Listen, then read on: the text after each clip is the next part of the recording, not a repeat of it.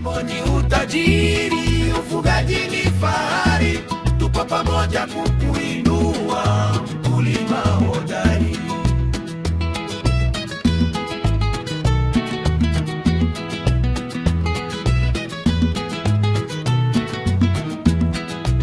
Lima kwa bidii.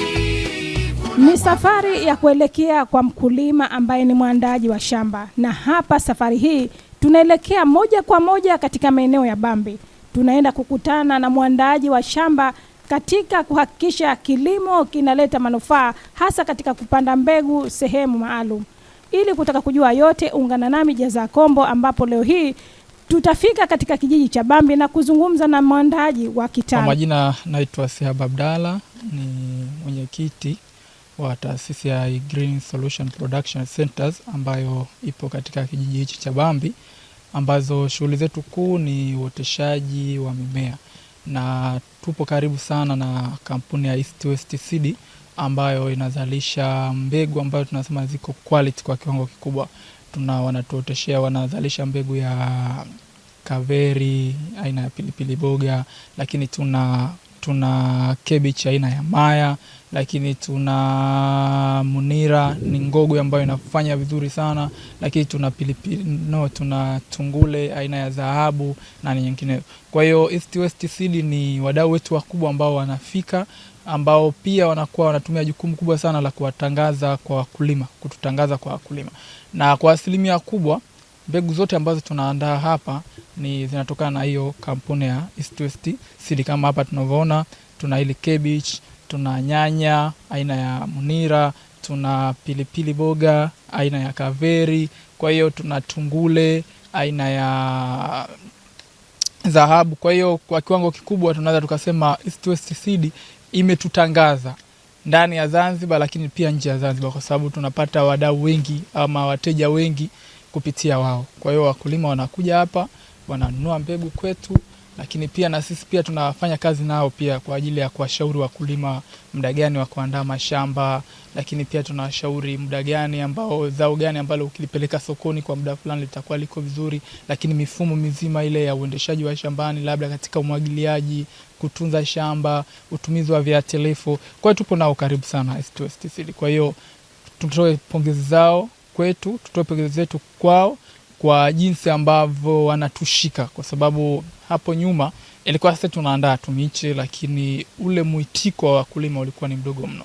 Lakini tangu kuanza kufanya kazi na East West Seed, imekuwa ile banda letu, idadi ya mimea ambayo au idadi ya miche ambayo tunazalisha au oda zinokuja kwa wakulima ni kubwa zaidi ya ile eneo ambalo tupo nalo, kwa sababu tunaweza tukapokea zaidi ya oda ya miche 500 kwa mwezi, lakini uwezo wetu ni kuzalisha miche 100,000, 200,000 tu. Kwa hiyo kupitia wao tumekuwa, na tunashukuru tumekuwa zaidi na zaidi. Kwa sasa hivi kwa vile tumeona pia tuanze kutoa matawi mengine. Kwa hiyo ukiachia hapa Bambi tunapatikana maeneo ya Dole maonesho pale, lakini ukiachia hivyo tunapatikana maeneo ya Chuini, maeneo ya kwa nyanya. Lakini soon Mungu akipenda, katika haya mazingira yetu tutaboresha zaidi ili wakulima waendelee kunufaika na kufaidika na hizi mbegu bora za kutoka East West Seed. Kwa hiyo nichukue nafasi hii pia kuambia wakulima, kama wanataka matokeo bora na wanataka mafanikio ya kilimo na wasione hasara kwenye kilimo, basi wasijichanganye, watafute mbegu za East West Seed aina yoyote. Wakiamua kuingia katika tungule, ama kwa huku Zanzibar tumezoea kuita tungule, lakini kwa wenzetu bara wamezoea kuita nyanya. Lakini wakaja katika pilipili ambao wenzetu kule bara wanaita pilipili hoho, huku tumezoea kuita pilipili boga. Lakini kuna nyanya moja quality inaitwa nyanya aina ya munira. Ni mbegu ambayo inazaa kwa muda mfupi, lakini inaishi kwa muda mrefu, na matunda yake ni makubwa na mazuri, na muda wote ule ambao ukiingia sokoni inahitajika. Imagine kama sasa hivi hali ya hewa ya mwezi wa 12, wakulima wote wale ambao wanalima nyanya zile ambazo tumezizoea, zile za mshumaa, hawakuscore kwa sababu hali ya hewa ilikuwa ni ya joto, kwa hiyo maua yanapukutika. Lakini ni tofauti kabisa kwenye hii mbegu ya munira. Ilikuwa inazalisha muda wote, kwenye joto inafanya vizuri, kwenye baridi inafanya vizuri. Kwa hiyo tunapochukua zile mbegu, moja ya faida ambazo ataipata mkulima ni ile elimu ambayo inatolewa. Lakini ukiachia elimu, pia connection za masoko pia, kwa sababu wakulima wanazalisha lakini mwisho wa siku hawajui hizo bidhaa ambazo wanazalisha wapi, nani watamuuzia. Kwa mfano kama hii ngogo wakati inaingia ina Munira, watu walikuwa wanajiuliza hizi nyanya nyeupe hizi nani Zanzibar anatumia hizi? Watu wote tumezoea mshumaa, lakini kitu ambacho cha kushangaza tumekuta kwamba ina mwitiko mkubwa sana. Wafanya biashara wamekuwa wamevutika nayo, lakini walaji wamevutika nayo. Kwa hiyo wito wangu kwa wakulima, tukitaka kilicho bora tuende East West Seed. Wana mbegu quality, na sisi waoteshaji bahati nzuri ndio tunafanya nao kazi kwa karibu sana. Kwa hiyo tunakuwa tunaona matokeo yao. Pamoja na uzalishaji wa mbegu, labda upande wa kilimo vipi pia mmejikita? Na hapa center yetu kama tulivyosema kwamba sisi tuna center hii ni special, pia tunakuwa tunafanya training kwa wakulima.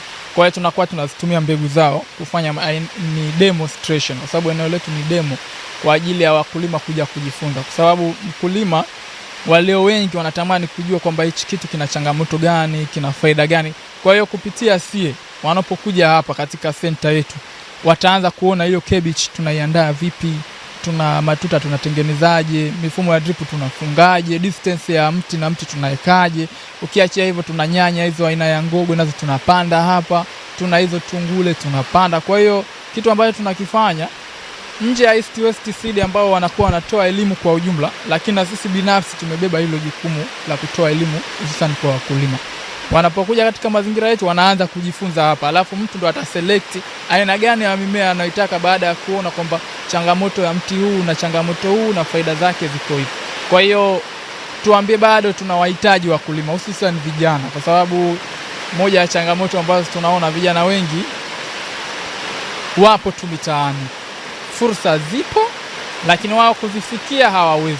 Kwa hiyo kupitia sie tunaweza tukasema itakuwa ni kitu rahisi sana wao kuzifikia, kwa sababu tutawapa zile mbinu za uoteshaji, lakini ile mimea ambayo itakuwa ipo na kiwango cha hali ya juu. Lakini pia kupitia masoko ambayo tunafanya partnership kushirikiana na hawa East West Seed ambao wanakuwa wanatupa zile connection, kwa maana masoko ambayo tupo nayo ni makubwa zaidi ya kile ambacho tunazalisha. Kwa hiyo tunatamani kabisa tuone mwitiko wa vijana katika swala zima la kilimo, kwa sababu zamani tulijengeka kiimani kwamba kilimo ni kinafanywa na wazee. Ni kitu ambacho hakina ukweli wowote, kwa sababu vijana sasa tumeona tunatengeneza fedha, alhamdulillah, kipato kimekuwa kupitia hicho kilimo. Kilimo ni utajiri, ufugaji ni fahari, tupo pamoja kukuinua, mkulima hodari. Kwa maana sasa hivi kilimo ni kama biashara, ni kama mtu ambaye anaamua kufanya biashara ya madini na huko anaamua kufanya biashara ya kilimo. Profit unaweza kusema hata kwenye kilimo kuna uhakika, kwa sababu kama migodi unaweza ukawekeza pale alafu usiwe na uhakika kama hayo madini utayapata. Lakini kwenye kilimo automatic ni sayansi ambayo ipo, unaiona kwa macho.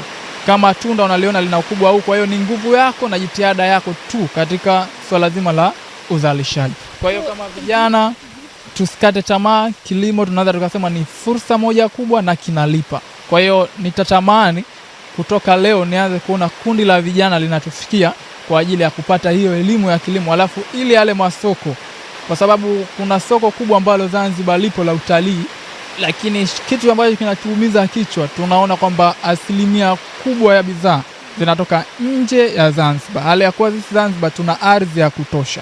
Kwa hiyo natamani nione vijana sasa lile soko la nyumbani tunalishika. Pale kwa baki ndio tuwape nafasi wale walobakia wa nje ya Zanzibar, lakini sisi tuwe wanufaika wa kwanza, Zanzibar kwanza, hao wengine ni baadaye. Kwa hiyo asante kwa hilo. Kuwepo kwa kampuni hii ya East West Seed kuja hapa visiwani Zanzibar, kwa nyinyi ambao mmejipanga na mmejiwekeza katika kilimo, unadhani imeleta chachu gani? Kiasi fulani naweza nikasema kwanza kulikuwa kuna vitu tulikuwa hatufahamu kwenye kilimo, lakini kupitia East West Seed imeenda kutufumbua macho, hususan katika swala zima la miongozo ile ya utengenezaji, yani kiufupi mfumo wote ule wa uandaaji wa shamba mpaka kufikia hatua ya mavuno, matumizi sahihi ya viuatilifu, matumizi sahihi ya umwagiliaji, matumizi sahihi ya hata ile nyakati za kupanda. Kwa hiyo tunaweza tukasema East West Seed imeenda kutupa mwanga zaidi, lakini kikubwa zaidi tulikuwa tumezoea zile mbegu zetu za local ambayo unalipanda zao. Tuchukule kama nyanya mbegu ambao wanazalisha aina ya Munira, ndani ya siku 45 tu unaingia shambani kuvuna. Kutoka yule unapohamisha mche kwenye kitalu mpaka unapotoa kwenye kitalu unapopeleka shambani, siku 45 tayari kwa ajili ya mavuno. Alafu unachukua huo mmea karibu miezi 6 mpaka mwaka unafanya mavuno. Lakini zile mbegu zetu ambazo tulizoea huko nyuma, kwanza inachukua muda mrefu kuanza kuingia kwenye mavuno, lakini ukiachia hivyo haidumu kwa muda mrefu. Lakini kitu ambacho kinatufurahisha kwao, zao tunalilima kwa muda mfupi lakini mavuno ni kwa muda mrefu. Kwa hiyo kipato tunaweza tukasema kimekuwa maradufu ya pale mwanzo ambapo tulikuwa tunapata. Mfano hiyo nyanya ilikuwa eka nzima, kupitia nyanya zetu zile za kawaida ilikuwa tunapata labda vipolo 20 kwenye eka, lakini hii zaidi ya polo 60 kwenye heka kwa wiki unaweza ukaivuna. Kwa hiyo 1 week. Kwa hiyo tuone kwamba kuna kiwango kikubwa sana cha uzalishaji kimepishana, lakini pia faida, kwa sababu tuchukule kipolo kimoja hata uze bei ya kawaida 40,000. Vipolo 50 utaona hapo karibu milioni na hivi, karibu milioni 1 na kitu hivi, ambayo utaitengeneza ndani ya wiki moja. Sasa kama kijana, hiyo hela kama utakuwa unaitafuta sehemu nyingine itakuwa ni ngumu sana kuipata kwa muda wa wiki moja, ambayo kupitia kilimo unaitengeneza kwa wiki. Kwa hiyo kiasi fulani uchumi wetu umeboreka alhamdulillah kupitia kampuni ya East West Seed, kupitia hizi mbegu ambazo wanatuzalishia.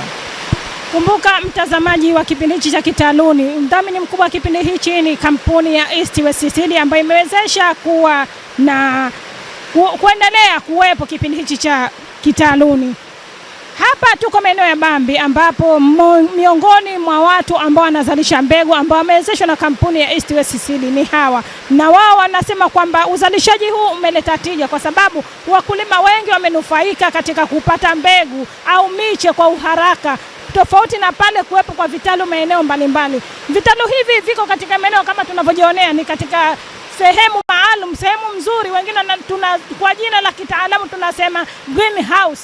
Vimehifadhiwa sehemu nzuri ambazo vitakuwa vikitoka, kwanza vipo salama, na vikitoka hapa vinaenda sehemu salama, kwa sababu East West Seed wana afisa wao maalum ambao wanapitia wakulima ambao wanatumia mbegu zao na miche yao katika kupanda katika maeneo mbalimbali. Lengo na madhumuni kuhakikisha mkulima ananufaika. Serikali ya Zanzibar imekuwa ikihimiza watu wajiajiri, na ndio maana kampuni mbalimbali ikiwemo kampuni hii imekuwa ikishajihisha na kuunga mkono juhudi za serikali kwa kuwapatia vijana mbinu ambayo itawezesha kujikwamua na maisha, ikiwemo cha kilimo cha kisasa.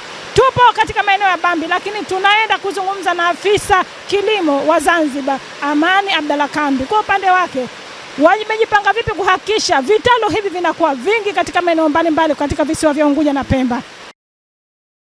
Kilimo ni utajiri, ufugaji ni fahari, tupo pamoja kukuinua mkulima hodari. Kwa nini mmeamua kuwekeza katika upandaji wa miche kama kampuni ya East West Seed? Sisi kama East West Seed, cha kwanza kama tulivyoona tulipotoka, tuna mawakala ambao kwa wale ambao wakulima wanahitaji kununua mbegu, wananunua mbegu moja kwa moja pale, wanaenda kuatika wenyewe. Lakini tukagundua kwamba wakulima wanapoteza miche mingi na wanapoteza gharama kubwa kwenye swala zima la mbegu. Na inafika kipindi sasa wakati wa kuatika, inafika kipindi sasa wanaona mbegu ni gharama. Kumbe mbegu sio gharama. Kumbe namna ya ile elimu ya kupata ule mche ndio gharama. Kwa hiyo tunawapa mafunzo namna gani ya kuatika wenyewe, lakini kama tunavyoelewa kwamba wakulima kuna muda anaweza akahitaji mche pasipo na muda ambao tayari mche anao. Kwa hiyo pia tukaona changamoto za kwa awamu ya mwanzo upataji wa ule miche ambao yenye ubora inakuwa ni ngumu. Kwa hiyo tukafanya mafunzo na hawa waatikaji, tunashukuru wakatuelewa lengo letu ni nini, wakatusikiliza, lakini pia tukawajenga uaminifu. kwa sababu watikaji ni wengi, lakini changamoto kubwa inayotokea ni kwamba baadhi wanakosa uaminifu wanapoatika hii miche. Anataka cabbage ya Maya, anaenda kumwatikia cabbage nyingine, wakati mkulima tayari ameshaiona cabbage ya Maya na ubora. Lakini kupitia watikaji wetu hawa wamebeba huo uthubutu na uaminifu. Kwa hiyo tukapeleka hii idea kwao na tukawapa idea, wakanunua mbegu kwetu, wanaatika. Miche ikishatoka tu tunawatangazia wakulima ambao tayari wameandaa mashamba. Miche ikifika tayari wanakuja kununua. Lakini pia wale wengine ambao wananunua hawawezi kuatika wenyewe, pia wanamfikishia hizo mbegu, na anafanya kwa uaminifu mkubwa. Cha kwanza anazingatia muda. Mkulima akimwambia kwamba nataka uniatikie tarehe fulani, miche inahitaji tarehe fulani, hicho kitu kinatendeka. Lakini chengine anapokea oda kutoka kwa wakulima. Lakini chengine kwamba mkulima amempelekea gramu 20, yeye anaatika hiyo gramu 20, kwamba miche inayopatikana pale ni gramu 20. Lakini miche utunzaji wake kama unavyoiona, kwa vile mbegu inakuwa ni mbegu origin kabisa, hata unavyoona ukuaji unakuwa wote ni mzuri, kwamba hakuna miche ambayo imeatikwa kwa pamoja, mingine inakuwa ni midogo, mingine inakuwa ni mikubwa, ambapo mkulima akaenda kupanda manake anakosa mavuno ya kwa wakati mmoja. Lakini kama unavyoona hapa miche yote iko vizuri. Lakini pia tunaendelea kupata taarifa, kwa sababu sio tu kuatika huku kwa ajili ya wakulima, wanatupatia taarifa ya wakulima wapya. Kuna muda wakulima hawapitii kwetu, huo ndo uhalisia. Sihaba ameaminika, kitalu kimeaminika, mkulima kaja kwake yeye ananipa taarifa, bwana anamwambia mkulima kuna bwana shamba wa kampuni fulani yupo. Lakini pia na mimi ananipa taarifa kuna mkulima fulani amechukua miche kwangu au ameleta mbegu kuatikiwa kwangu. Kwa hiyo tunaanza kufuatilia ni mkulima. Kwa hiyo kikubwa kwamba ile muunganyiko ambao tunaofanya East West, kutoka kwa muuzaji wa mbegu, kutoka kwa hawa waatikaji, kutoka kwa maafisa kilimo wa serikali, kutoka kwa hawa wakulima, ndio inatufanya sisi tukafikia matokeo mazuri. Na kama unavyoona leo hapo kuna pilipili, miche mingi ya kaveri, sawa, kuna hii cabbage, na kitu kikubwa ambacho tulipata wakati tunaingiza hii cabbage ya Maya, wakulima walikuwa na nadharia kwamba cabbage ikiwa kubwa, ikiwa ngumu, hiyo cabbage inafanya vizuri katika mazingira ya baridi. Lakini cha ajabu, hii inafanya vizuri katika mazingira haya yetu ya joto. Kwa hiyo tunafanyaje mpaka yeye kuamini pamoja na mkulima? Tulikuwa tuna shamba ya mkulima, tumepanda naye, ilivyoingia mbegu matokeo yakawa mazuri. Kwa awamu ya kwanza mkulima alipanda kama miche 10,000 tu, 20,000 mwaka wa mwanzo. Lakini mwaka huu msimu mkubwa tunaoenda nao wa cabbage, tayari ameshaatika katika kitalu hichi miche isiyopungua 40,000 mpaka 50,000. Yeah, ameshaatika kama robo kilo ya mbegu hapa mkulima ameleta cabbage. Kwa hiyo ameona faida ndani ya kipindi. Faida, na yeye ndo ameenda kushuhudia mwenyewe kwamba kweli mkulima amepata faida. Maana katika mambo haya ya kilimo, ikiwa mkulima hajairudia mbegu, aidha hiyo mbegu imemsumbua kwenye kupata matokeo mazuri shambani, au aidha imemsumbua sokoni. Hivyo ndio vitu viwili vikubwa. Au shambani, sehemu ni tatu: matokeo mabaya shambani, matokeo mabaya ya kimavuno pamoja, ndo shambani, matokeo mabaya sokoni. Lakini kibaya zaidi ikianzia matokeo mabaya kitaluni, kwa sababu tujalie tumemwambia mbegu yetu ina mfano Maya, mbegu ya pakti ya gramu 10 ina mbegu 2,000 hadi 2,200, lakini akienda kuatika akipata mbegu 1,000, manake anaanza kupunguza uaminifu, manake walichokisema sicho kilichokuwemo. Lakini tunashukuru kadri ya mbegu zinavyoletwa na majibu anatupa matikaji wetu, kweli mambo yako vizuri. Lakini chengine uotaji, ingekuwa hii tray moja imeatikwa, si ndio, lakini unakuta ina uwazi wa mapengo mengi, manake tunaamini kwamba hiyo mbegu haijaota vizuri, si ndio? Lakini chengine yale matokeo ambayo yanaenda kupatikana shambani. Kulima amepanda msimu mwaka jana msimu kama huu, na mwaka huu akipanda msimu kama huu, akiona matokeo tofauti anawasiliana na sisi na mwatikaji, tunadiskasi kwa nini nitegemea hivi, bwana hapa mbolea hujafanya hivi, hujafanya hivi. Ingawa hivyo vitu havitokei, kwa sababu hii unavyoona tayari tutakwenda siku ya kupandikiza shambani pamoja na Zanzibar Cable Television. Tutaenda pale kuona namna gani tunayoyazungumza yanaenda kutendeka shambani. Ikiwa siku 3 nyuma tayari tumeenda kutoa ramani ya namna gani ya kuliandaa shamba. Kwa hiyo kwa kifupi tu, wakulima ambao wananunua miche, mimi nawasihi wanunue katika vyanzo sahihi. Moja ya chanzo sahihi cha uaminifu ni hapa Bambi katika Sihaba Group, ambao tunashukuru sijawahi kupata malalamiko kwamba mkulima amepeleka maya ameatikiwa mbegu nyingine. Amepeleka maya gramu 20 lakini iliyoatikwa gramu 10. Kwa hiyo ni hivyo. Lakini si hivyo tu, wao pia ni wakulima. Wanafanya hii kazi ya kuatika, lakini pia wanajishughulisha na kilimo. Manake kama msimu huu unavyoona watu wengi wamepanda cabbage. Huyu mteja akapanda miche mingi ya cabbage. Na yeye tunavyomjua huwa anaweka hata miche 500. Japo tuta moja anachukua anaweka, kwa mkulima kapanda mingi na yeye kapanda hapa, waone kwa wakati mmoja vipi yale matokeo. Kwa hiyo ametusaidia kwa ukubwa, na sisi tunaendelea kumshika mkono, na kama unavyoona mbegu mbalimbali ambazo kidogo zikitokea changamoto ya kuadimika kabla, basi huwa tunamletea yeye kwa ajili ya wakulima waendelee kupata miche iliyokuwa bora.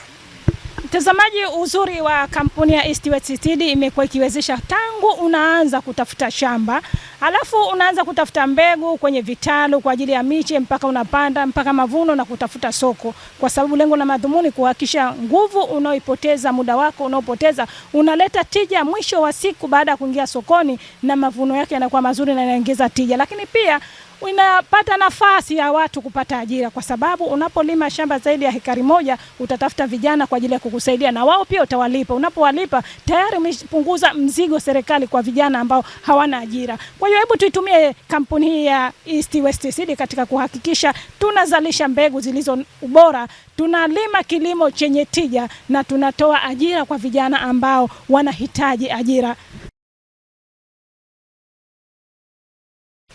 Kumbuka kwamba mtazamaji wa kipindi hichi cha Kitaaluni, wadhamini wetu wakubwa ni kampuni ya East West Seed iliyopo Afrika Mashariki na duniani, lakini Tanzania pamoja na visiwa vya Zanzibar. Lengo na madhumuni kunyenyua kiwango cha mkulima katika kufikia soko la kimataifa la ndani na nje ya nchi. Tukumbuke kwamba bila kilimo huwezi kuishi. Binadamu unahitaji kula, unazunguka, lakini kula ni muhimu.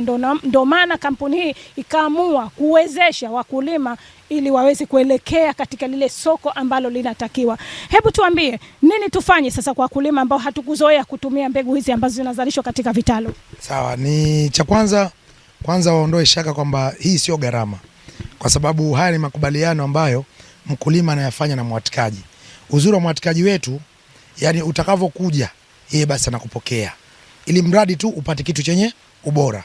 Hatamani mkulima apoteze mbegu. Aidha unaweza kununua mbegu ukamwasilishia akakuatikia, au ukanunua mche moja kwa moja ambao tayari yeye ameenda kununua mbegu na kuatika. Kwa hiyo ndo namna ambayo. Lakini chengine pia, popote unapoenda ukakuta nembo ya East West Seed na kwa mtu yoyote, basi una haja ya kuuliza kwamba huduma ambazo tunafanya East West Seed mojawapo ni hiyo ya kukusimamia katika swala zima la kilimo biashara. Sio tu mwatikaji, sio tu mkulima, sio tu mwenye duka la pembejeo, lakini hata wale wauzaji pia tunawashauri na kuwasimamia namna gani ya bidhaa gani waeke katika magenge yao ili wazidishe biashara yao.